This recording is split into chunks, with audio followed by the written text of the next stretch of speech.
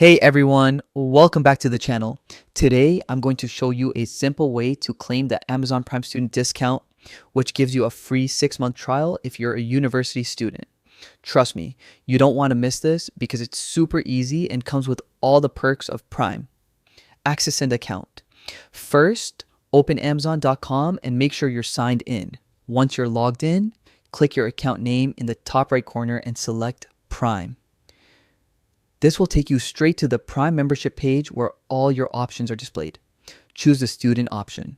On the Prime page, look for the prompt that says, "Are you a student or 18 to 24 years old?" Click the student option.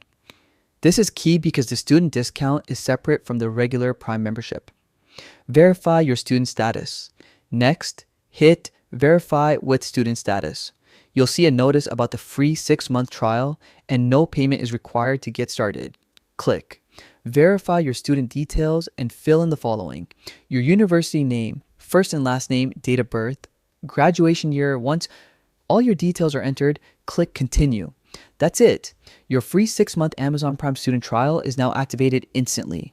You can enjoy free shipping, Prime Video, exclusive deals, and much more, all completely free for the first 6 months. And there you have it.